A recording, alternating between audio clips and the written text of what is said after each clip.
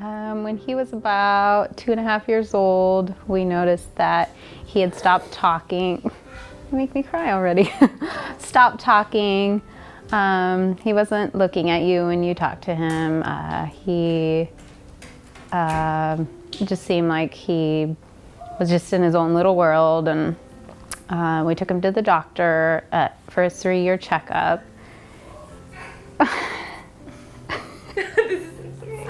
And the doctor at his checkup said he shows signs of having autism, and referred us to the regional center, and it kind of all started there when he was 3. And I walked out of the doctor's office just not knowing what to do and feeling alone, and yeah, that day changed our lives forever. And not knowing anyone that had autism. Right.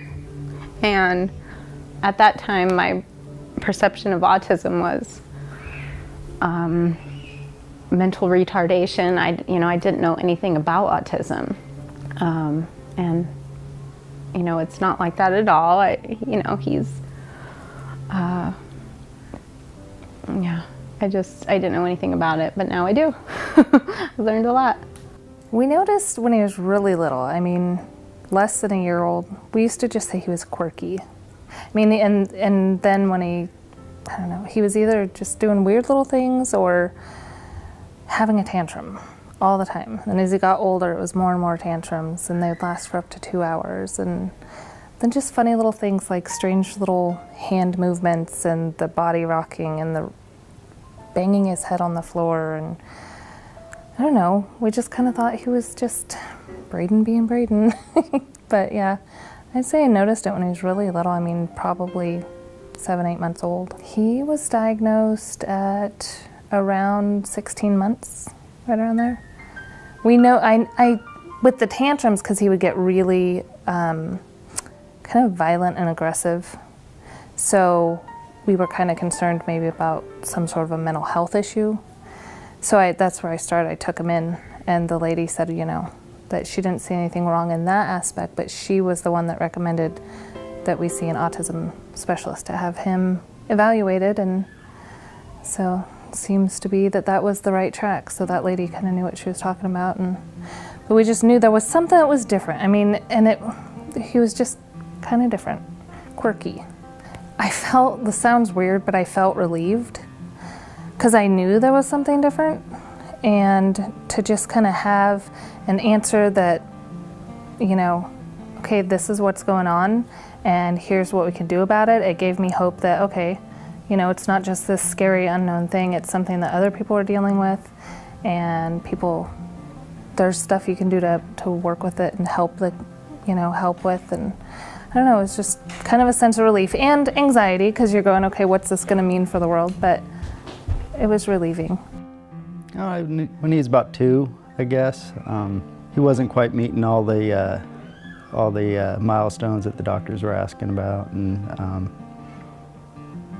yeah, it was about then started realizing something might be different.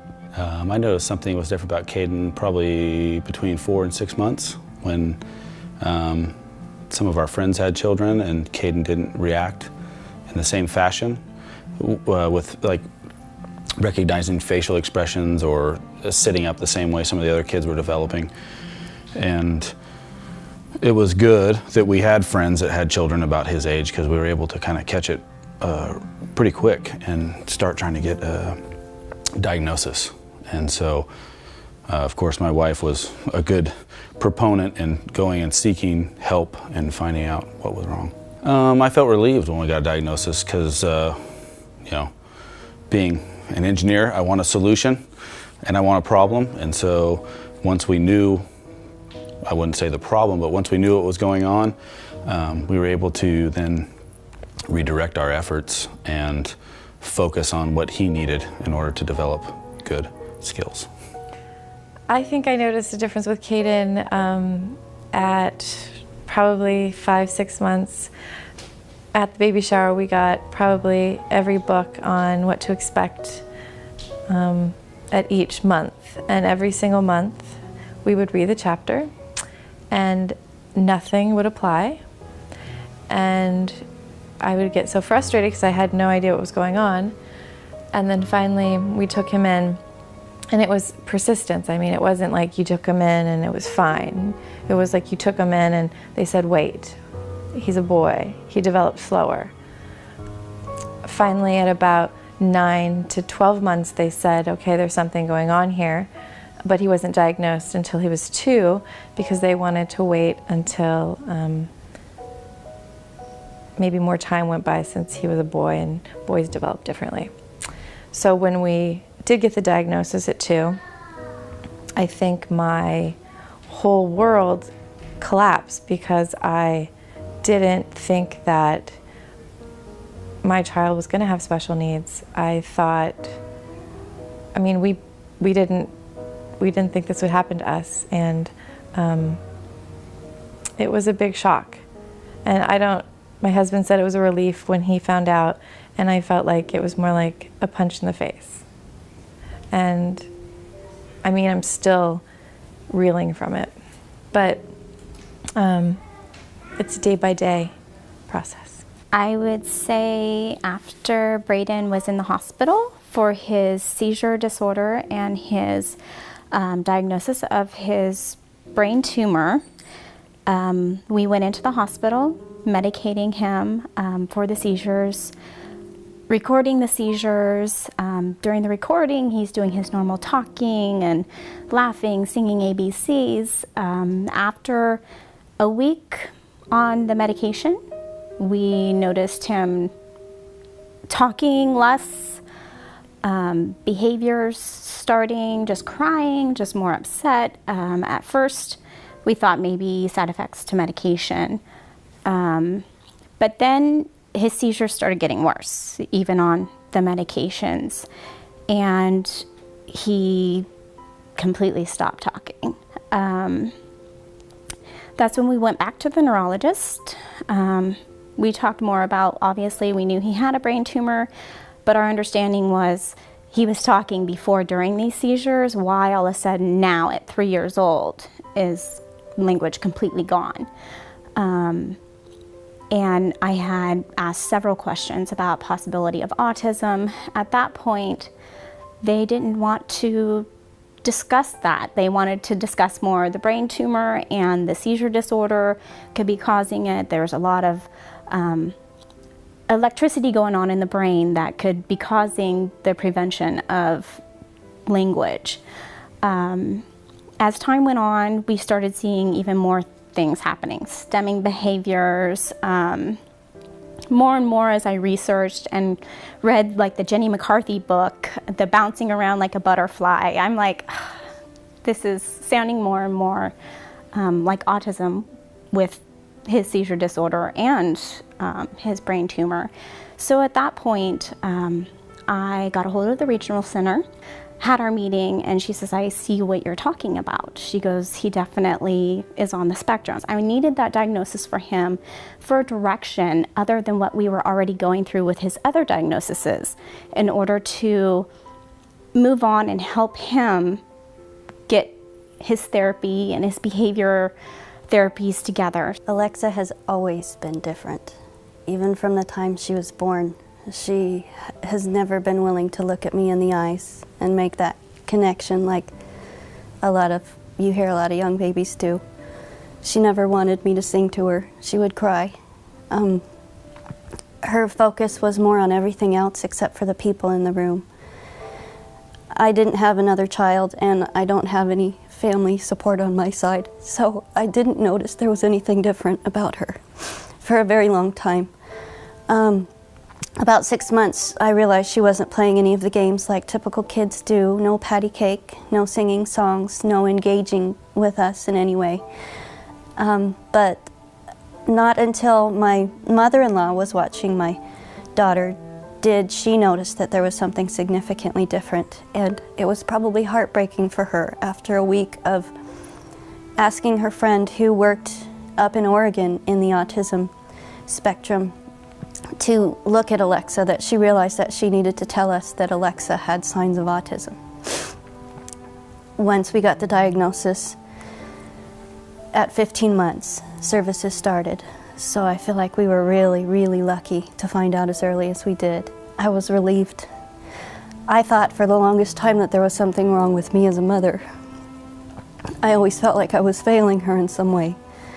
But once I found out that she was simply different, she thought different, and once I learned how she thought and how she saw the world, it was much easier for me to figure out a way to help her to be happy and successful in whatever she does. Max was always different. The thing about him that was the most striking for me is that he never liked picture books.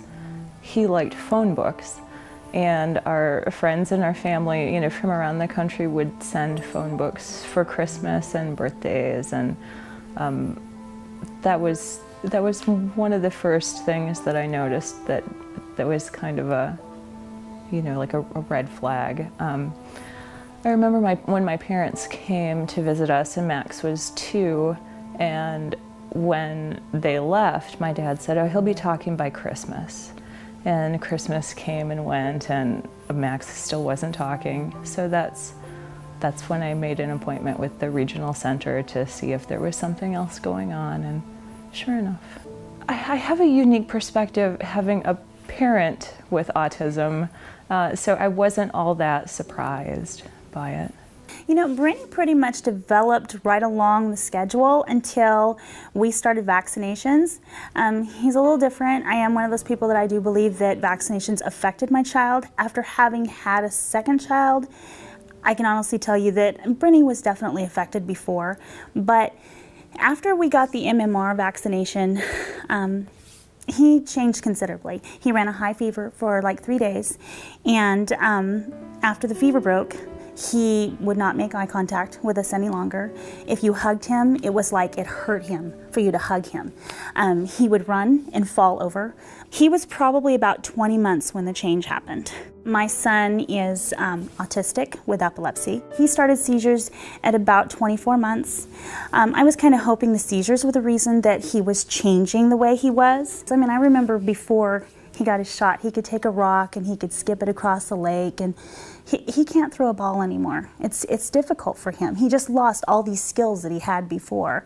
And took him into the regional center and let Monica just observe him for about 20 minutes. And she said, you know, I think your concerns are founded. As parents, we're selfish, you know.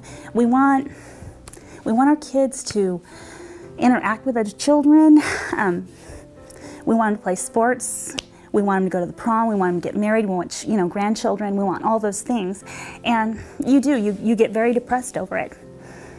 But those are our dreams. They're not our children's.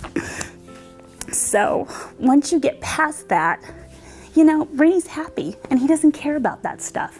And so it doesn't really matter.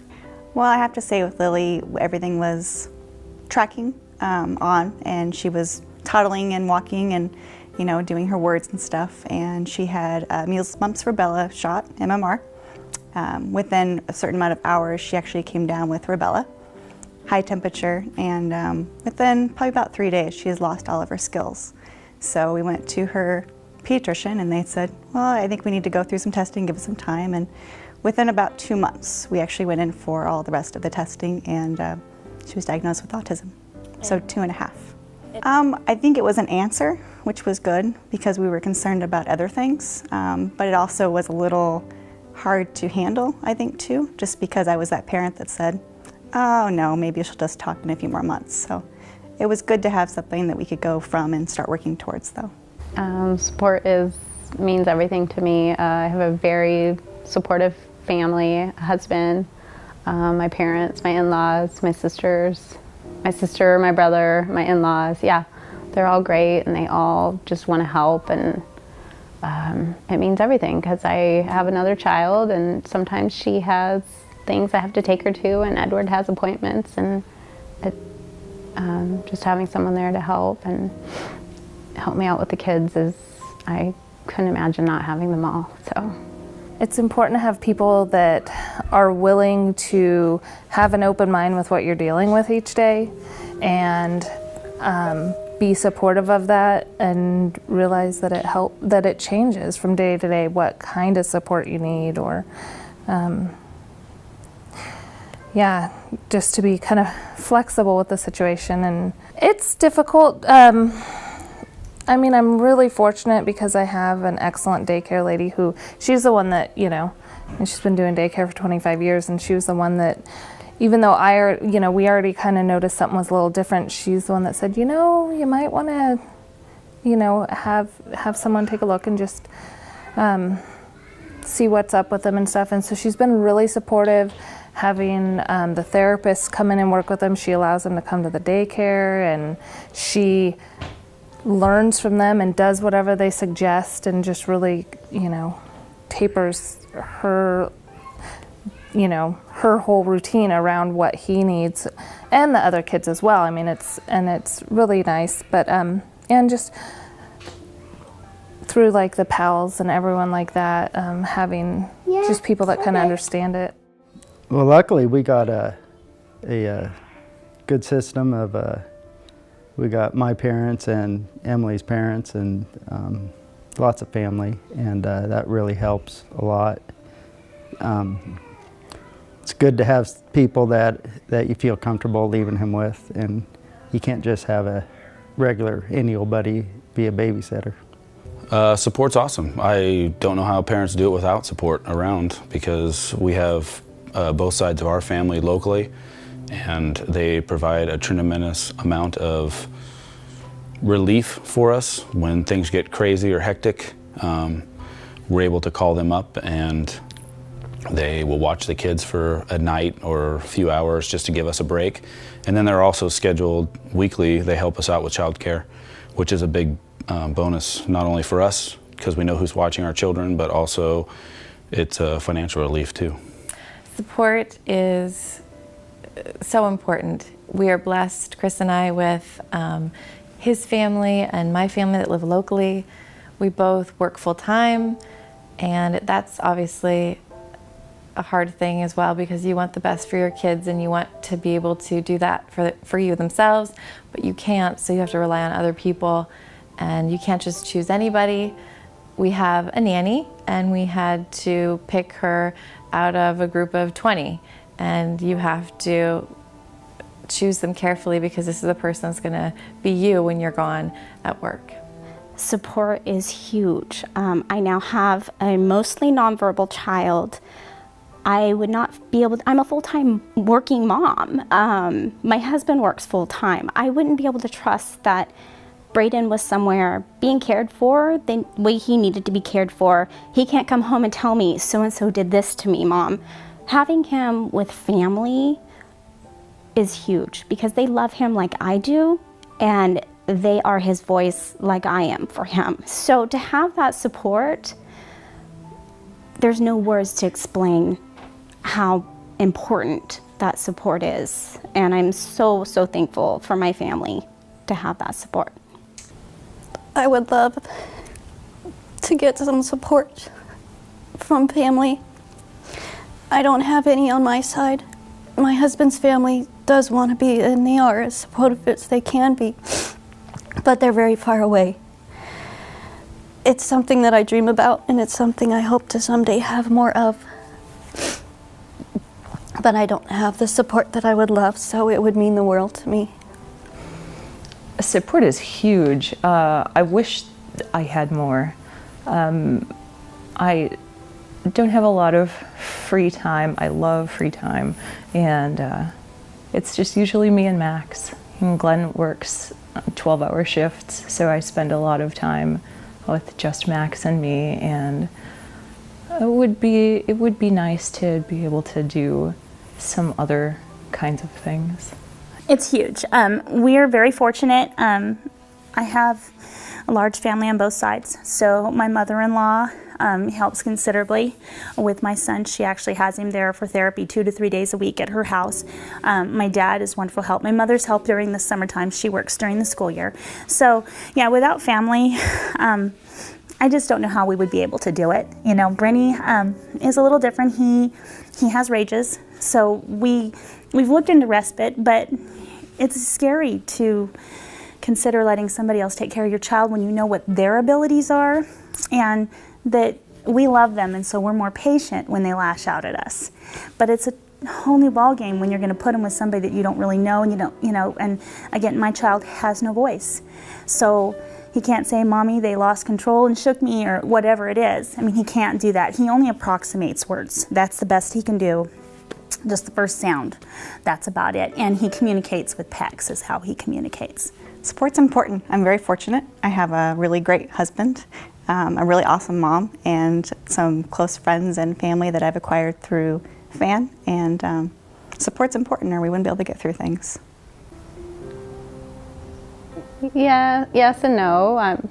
I never ever imagined having a child with special needs. I don't think anybody ever does. I think my dreams for him have changed. I don't know what the future holds for him. I don't know if he'll ever graduate, if he'll live on his own. Most of my worries are about him, and so yeah, things change, but go with the flow, and what happens, happens.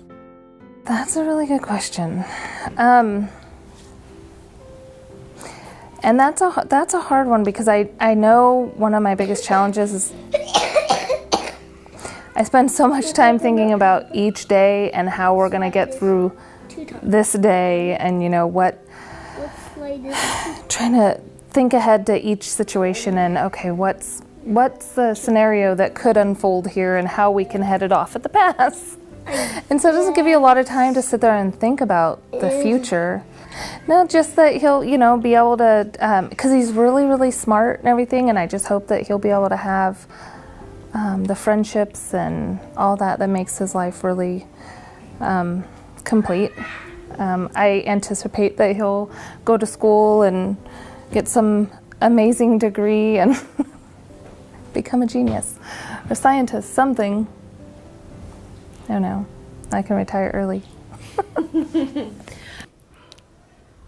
Well, yeah, like when you find out you're having a son, and you have all these dreams that you're going to be going camping and hunting and all these fun things, and you find out a couple of years later that that's none of that's meant to be. So yeah, it's a big change. I think that I feel selfishly that they have changed, because as a mom you want your child to do everything that every typical kid does, meaning, when they ask me, did Caden do t-ball or did Caden do soccer? He can't do any of those because it's not the right fit for him. So I'm so heartbroken that he doesn't get that chance. But at the same time, I wouldn't change him because he's changed our lives so much. It's hard because I feel that he is so amazing, and I just don't feel everyone will be able to see that. It takes longer to see that, and I don't know how many people would take the time to do that. Well, I guess with my oldest son, the dreams are graduating and making the sports teams that he wants to make.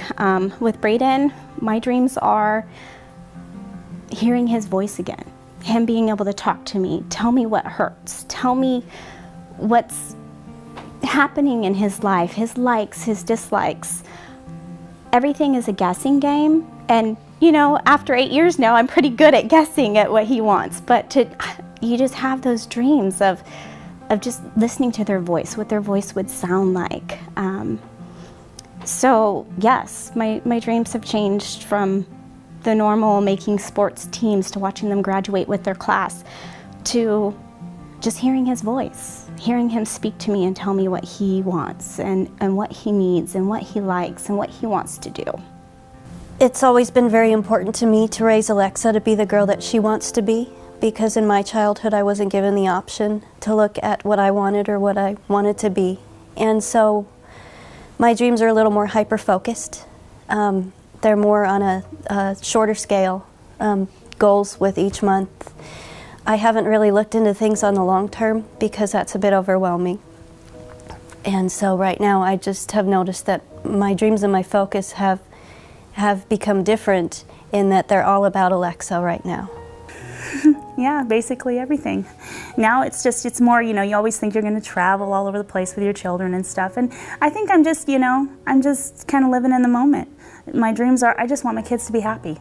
That's all that matters. I have a younger child who is typical, which is wonderful, you know, because, you know, Brainy's got that extra support right within the household. So, yeah, everything has changed. It's not about being, you know, living the glamorous life anymore. We call it BC, before children. Yeah, it's just not about that anymore. It's just about your kids being happy and healthy. Healthy is a big thing when you have a child with epilepsy. No, I don't think so. I think that my dreams were to have a happy, healthy child, and she is happy and healthy. Autism is just one little piece of our big puzzle. And for Lily's dreams, you know, we don't know what they were because I'm not inside of her, you know, huge brain, but we're very fortunate. He's a really, really smart boy. He's completely nonverbal, but he's able to communicate his needs by leading us to something or showing us a picture of what he needs, or you know, I don't know if he'll ever speak, but I hold out hope that he will someday, but I'm fine with it if he doesn't. He just has a smile that lights up the world, and I just love him more than anything. Oh, there's so many things. He's so creative. So, I mean, and kids that age, you know, I mean, they just are. They have great imaginations. He just has this amazing little imagination, amazing creativity, and just leads to a very funny personality. So being around him, the things that just crack me up every day, the things he says, and I'm like, where the heck do you get this stuff from? And you know, a lot of people might not get to experience that if they're not around him enough, because it's kind of comes out just randomly and intermittently, but it's one of the funnest things is being around him and just kind of sitting there going, oh, what's the next funny thing he's going to do or say? And there's always something that each day, if I'm kind of just having one of those days like, oh, this day's not so great, and then you get around him and you think, I just need a break, and then he'll just bust out with the funniest thing.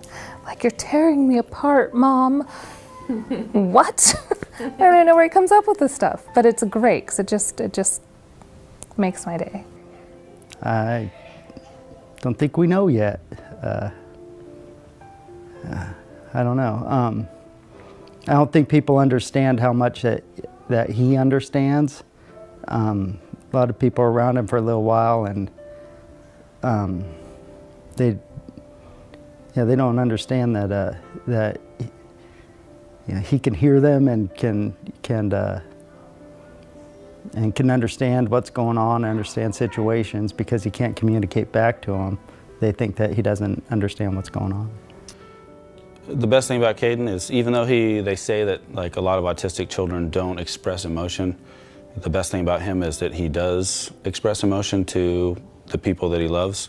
And so coming home from work and, you know, getting him to come up and say hi in his own way and snuggle with him and wrestle, and you know, he loves to wrestle and be outside. So that's probably the best thing a lot of people don't see, because he is very social. So when he's out in a social event, he still kind of hangs out with everybody, but they don't get to see the fact that he's loving on everybody.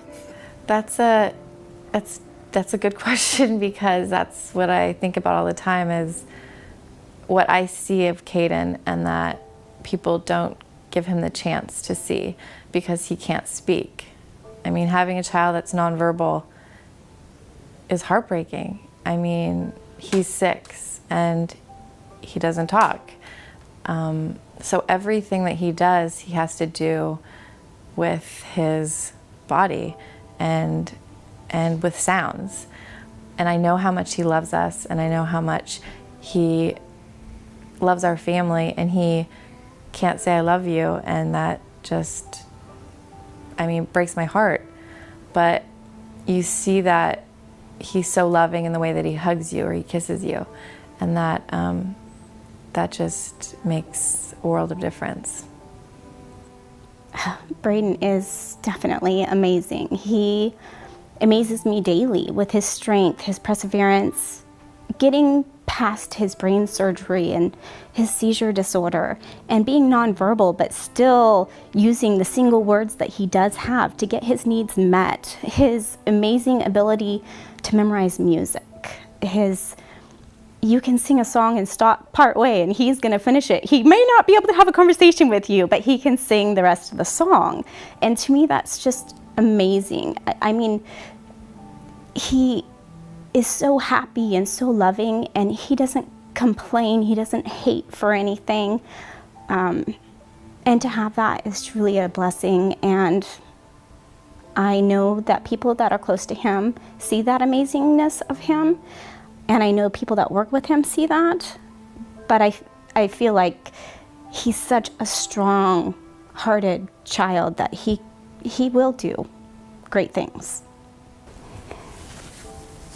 She's beautiful. Her eyes sparkle. She can read. She knows all of the planets in the solar system. She can spell, and she's only 5 years old. She's not big on other people, and she's not big on dealing with loud noises and noisy situations. But she's a quirky little scientist, and she's just brilliant.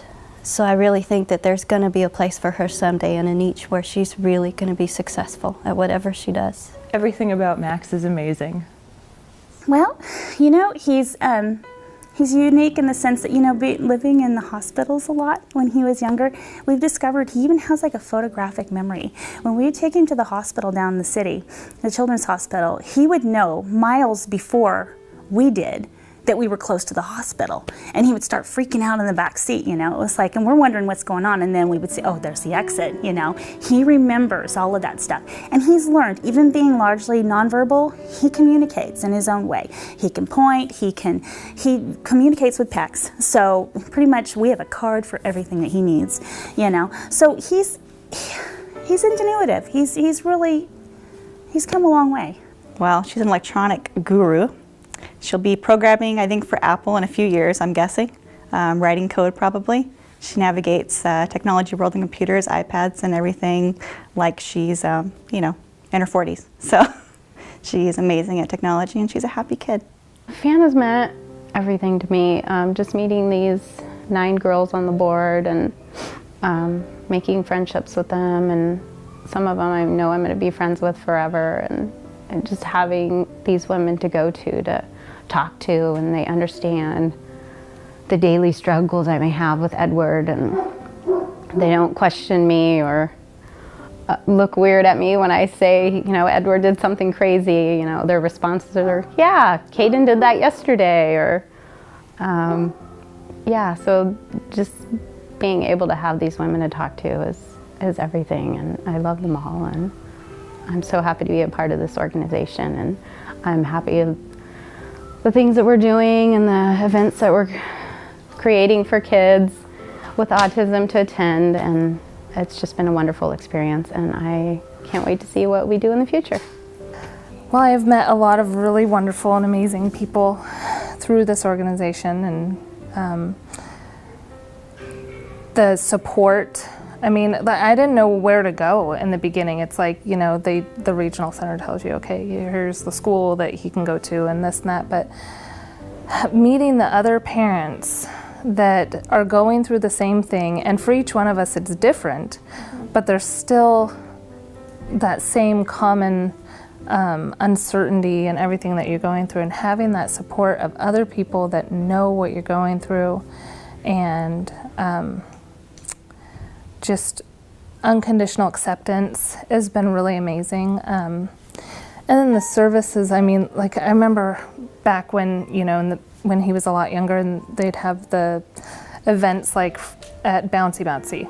There's no way in the world I would have ever taken him into a public forum like that on my own without the support of FAN. Same thing with the movies. There's no way.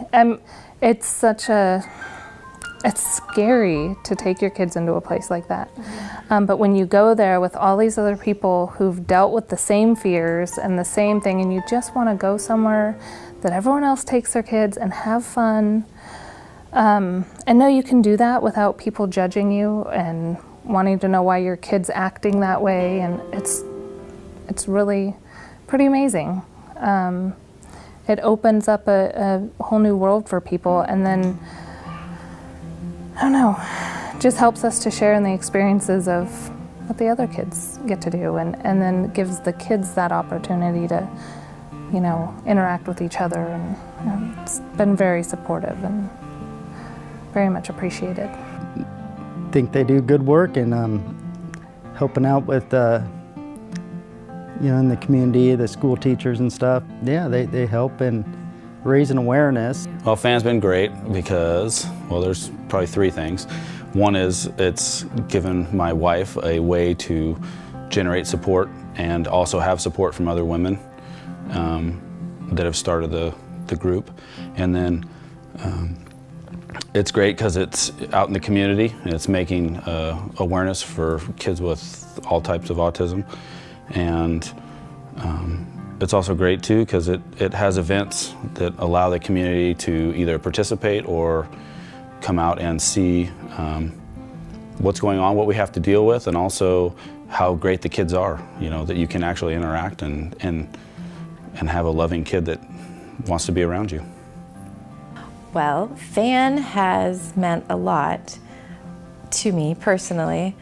I never expected a group of these women in my life to have started a nonprofit to make a difference with children with autism. One of the big deals for us is for people to understand that something simple as going to a movie, how hard it is for our child to get in the car, how hard it is for our child to go to a theater, how hard it is for our child to sit down and watch a movie. And FAN provides those opportunities for kids and their families. And the smallest achievement with our children makes us as parents feel like we could climb the highest mountain or run a marathon, even though I can't really run. But I mean, you feel like you can do those things because you see families and other parents around you with the exact same situation. It may be different, but in the same way, there is a similarity. And the events provide opportunities that just, for our chaotic life, to be okay. And just to be like, you guys will be okay. Your kids will be okay. And there's 100, 200 people out there that have the exact same story and they'll support you. So I would say FAN is pretty amazing, and I think we do amazing things. FAN has meant everything to me. Being able to talk with parents that go through the things that you go through, they understand. Family, they understand, but that's not their child. So they don't have that same understanding as the group. And FAN, I feel, gives me that strength to help others at the same time as helping myself and my child. Everyone is wonderful. We all have great opinions, and FAN has just been the biggest support outside of family. The world. You guys have become the family I don't have here. You've become the sisters that I miss. The people that I can turn to when I honestly don't have anybody else to share my emotions and my feelings. You've been a rock and a level of support that I could never replace anywhere else. I love FAN. It's my heart and it's my soul. FAN is a great resource. I would be hard-pressed to find another group of talented and intelligent and supportive women anywhere ever in the world. But I found them, and they've been great. The FAN has been great. It's just been a huge support because, you know, you have your friends and you have your family, and they all have empathy for you. But it's not the same as somebody who lives your life, your challenges, and the little paper that you wrote and you put on Facebook the other day. I mean, it's like, it's our life. It is our life completely to a T. And people just don't get that, like the girls here. And it's just nice to be able to be a part of something that's not only benefiting our children, but other children in the community that have the same disability that our children do. So it's huge. Fans Met really a big piece of everything. They've made it possible for Lily to go to the movies, where that wouldn't be possible normally. And there's no rules with FAN. It's really nice. There's no one telling your child what they can't do. It's all about what they can do and cheering you on to the next step. And very fortunate to be part of FAN, and they've done awesome things for me. So great group of ladies, and yeah.